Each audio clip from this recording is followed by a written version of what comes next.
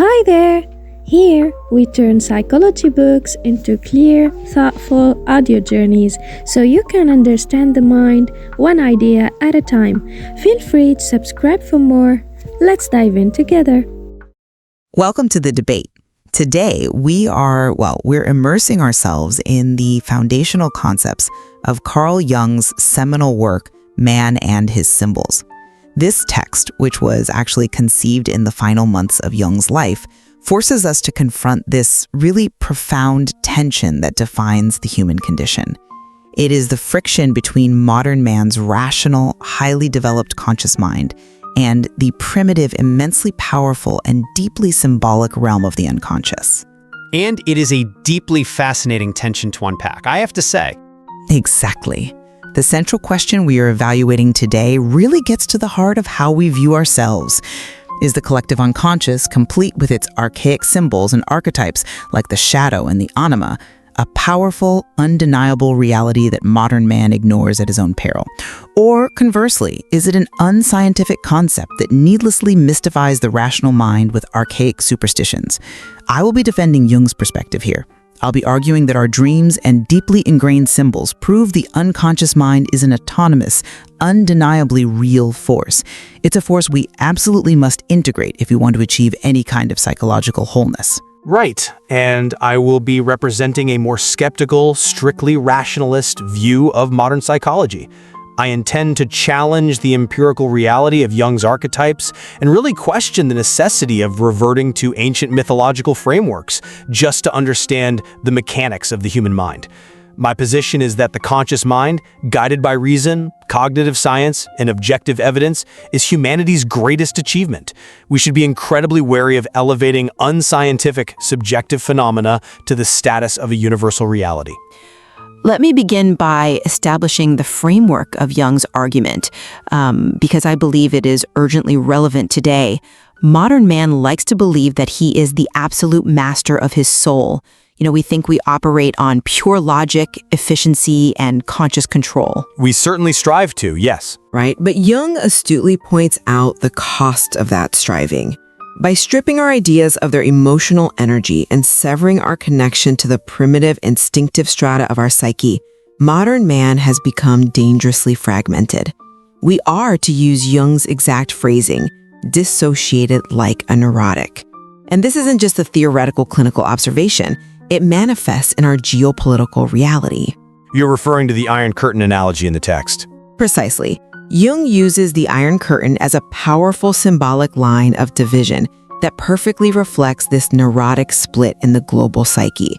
Western man, for instance, prides himself on his virtue and good intentions, yet utterly fails to see his own vices.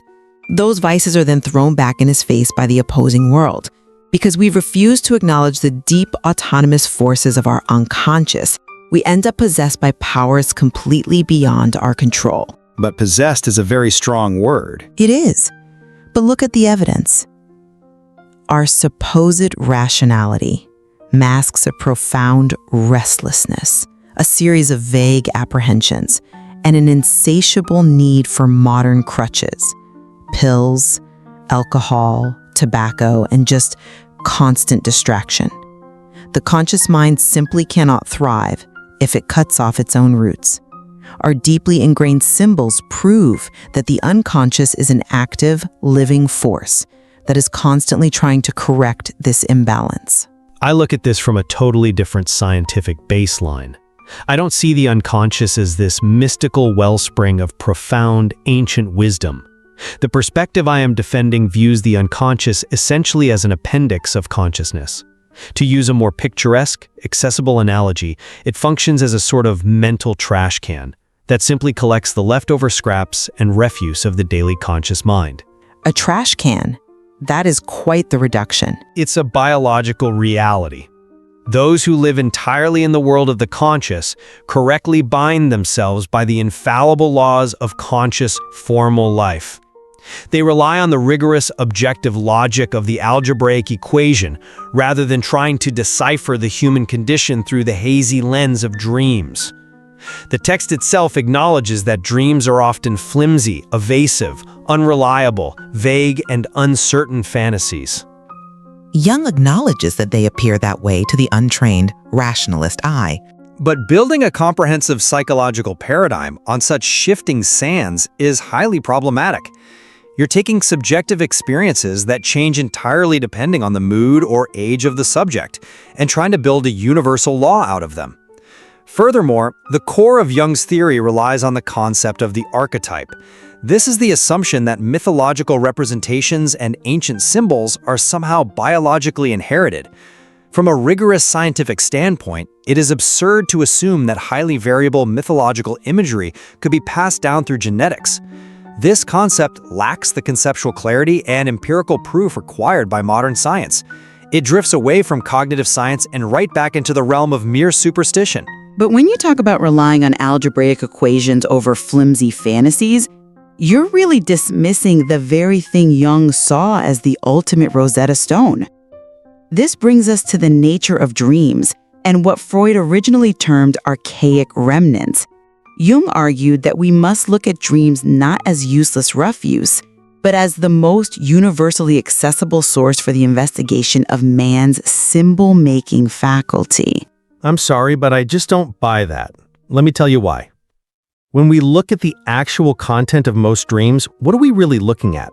We are looking at entirely commonplace objects and scenarios. A person dreams of a locked room, or perhaps they dream of missing a train. These are entirely mundane elements derived from their waking life. They are memories. They are the daily refuse of conscious existence playing out randomly as the brain rests and prunes its neural pathways. But they aren't just random replays. They largely are. To look at a dream of a missed train and insist that it contains some profound, archaic remnant surviving in the human mind from ages long ago is to drastically overinterpret basic neurological sorting mechanisms. If I dream about a missed train, it's usually because I spent all afternoon terrified of missing my actual commute, not because my brain is accessing some ancient primordial dread of being left behind by a hunter-gatherer tribe. If a dream is merely the processing of daily anxieties, relying on it as a primary source for serious psychological investigation seems fundamentally flawed.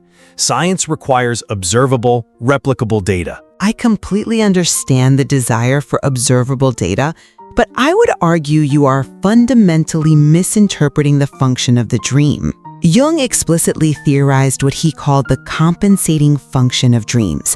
Dream images cannot be explained solely in terms of memory or the day's refuse, because clinical experience shows again and again that they express entirely new thoughts that have never yet reached the threshold of consciousness. How can a locked room be a new thought? Because it's about the emotional resonance, not just the architectural object.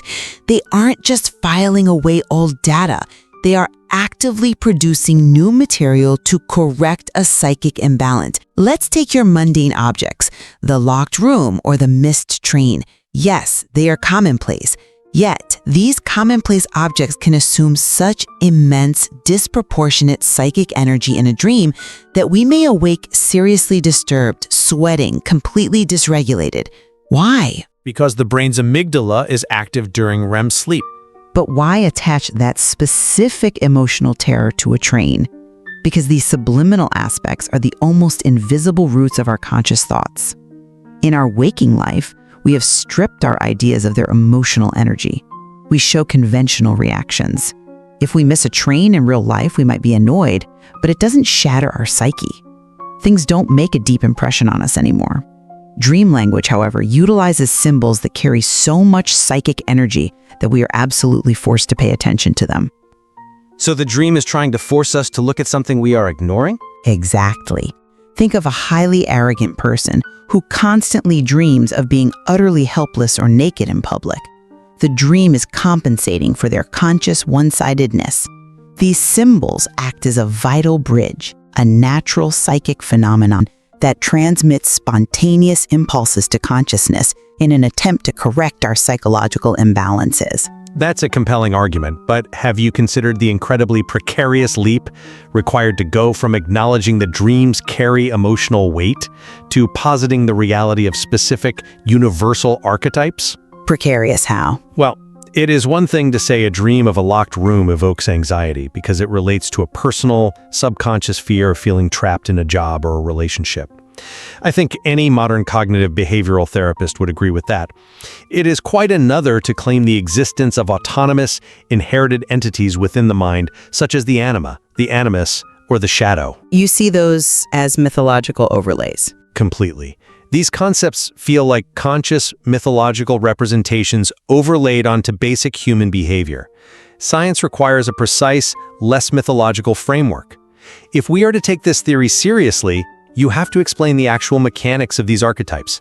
How could a primordial image, say, the hero defeating a dragon, or a specific demon possibly be biologically inherited by a modern person who has never encountered those specific cultural myths? It defies the laws of genetics. You can't inherit a story about a dragon. I see why you think that, but let me give you a different perspective. One that relies on Jung's own precise definition in the text, because this is precisely where his critics often misunderstand him. An archetype is not an inherited representation. It is not a specific image. But Jung constantly references ancient imagery. He references how they manifest, not how they are biologically stored. Jung explicitly says it would indeed be absurd to assume that variable mythological images could be biologically inherited. Rather, the archetype is an inherited tendency to form representations of a motif. A tendency to form a motif. Unpack that for me. Let's look at physical biology. The human body represents a whole museum of organs with a long evolutionary history. Our physical structure is based on the general anatomical pattern of the mammal. Jung argues that just as the body has a history, the mind is organized in a similar way. The archetype is simply the psychological equivalent of that anatomical pattern. The underlying motif remains the same, even if the specific cultural representation varies wildly. Can you give an example from the text? Take the motif of the hostile brethren.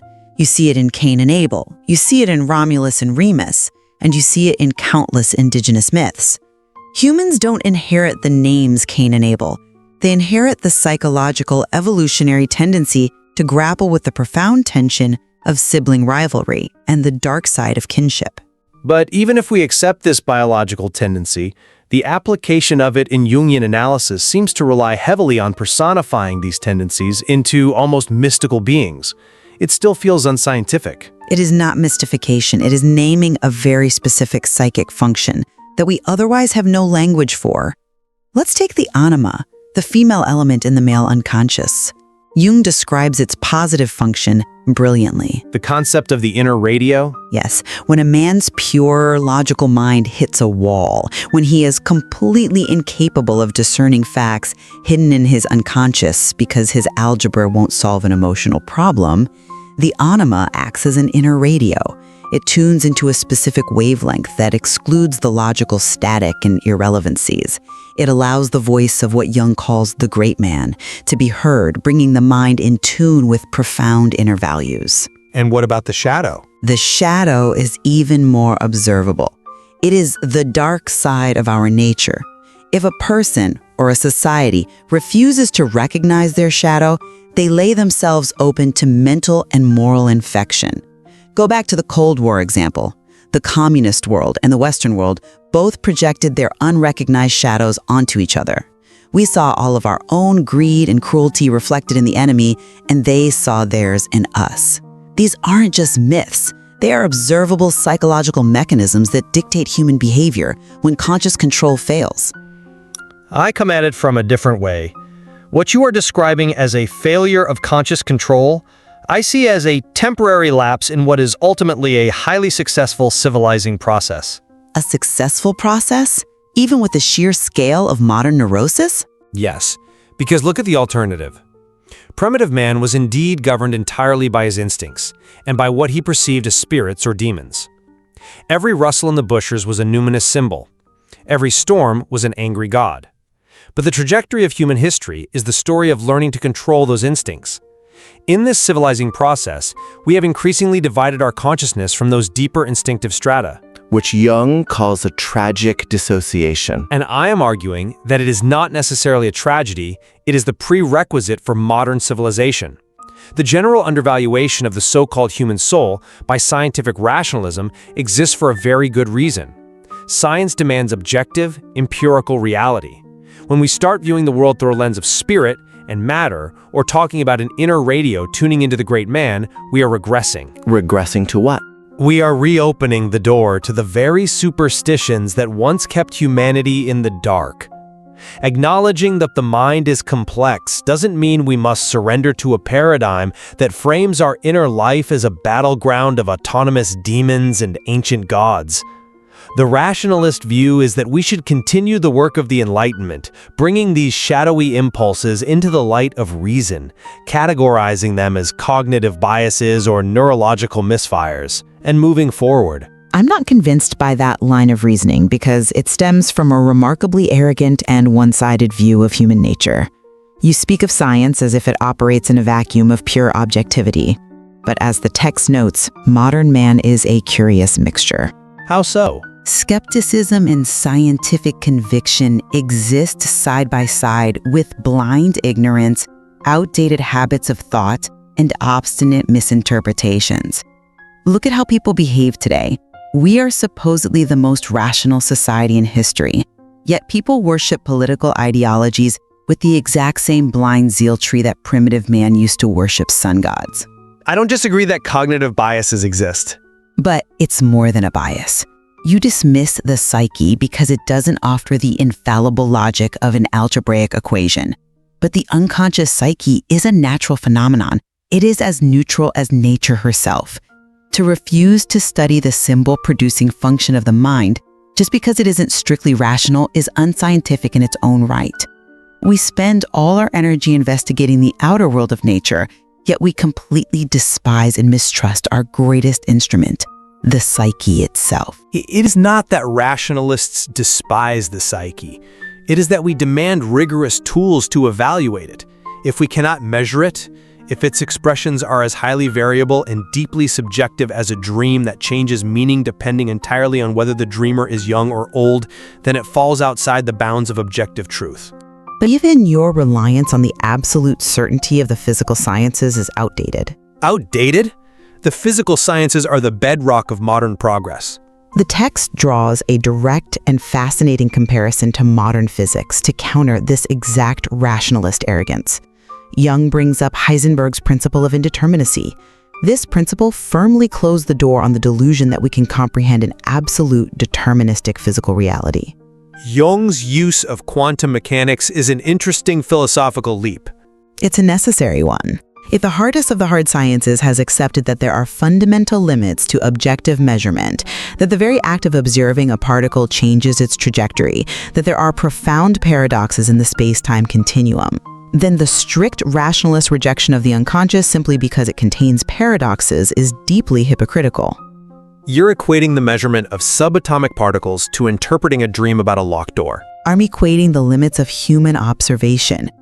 Jung suggests that the space-time continuum of physics and the collective unconscious can actually be seen as the outer and inner aspects of the exact same reality. Denying the profound numinous symbols of the unconscious doesn't make them go away. It just ensures we are controlled by them without realizing it. We think we've outgrown myth, but we've just substituted the holy symbols of the past with a blind, neurotic obsession with modern ideologies and material consumption.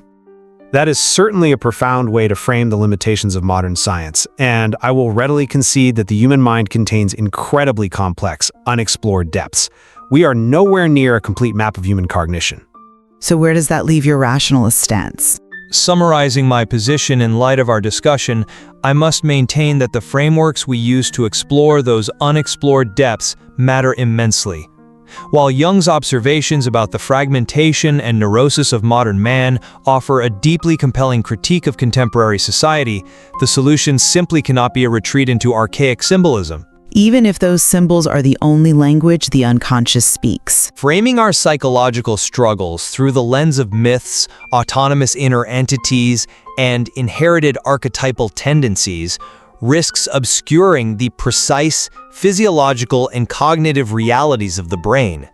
The civilizing process, our hard-won ability to use conscious, rational control to master our primitive instincts, remains humanity's greatest evolutionary achievement.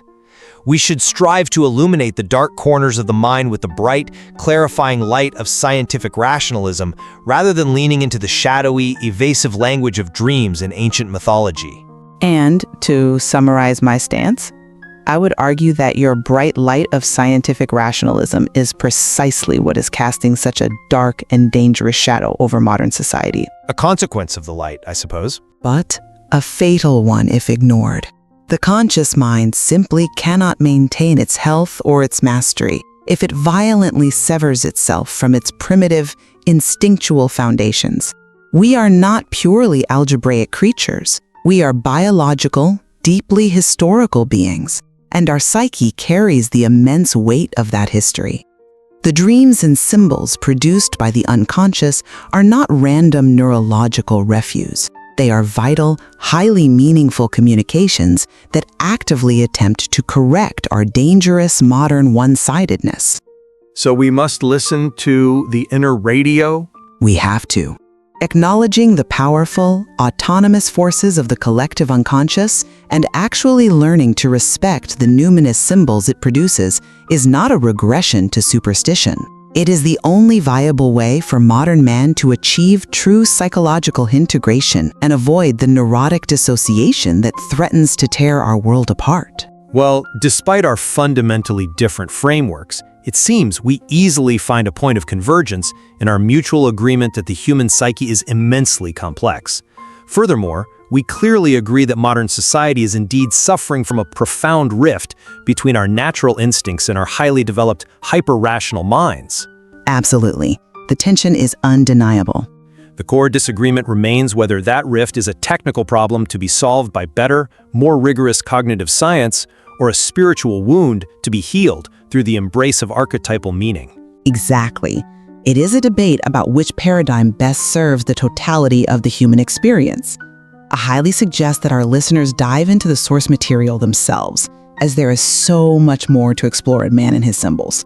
Jung and his colleagues offer brilliant insights into how these unconscious symbols continue to manifest absolutely everywhere, from the canvases of modern art to our deepest cultural divides, and even, as we touched upon, in the theoretical boundaries of physical science. We leave it to you to decide which lens brings the reality of the human condition into sharper focus. Thank you for joining us on The Debate.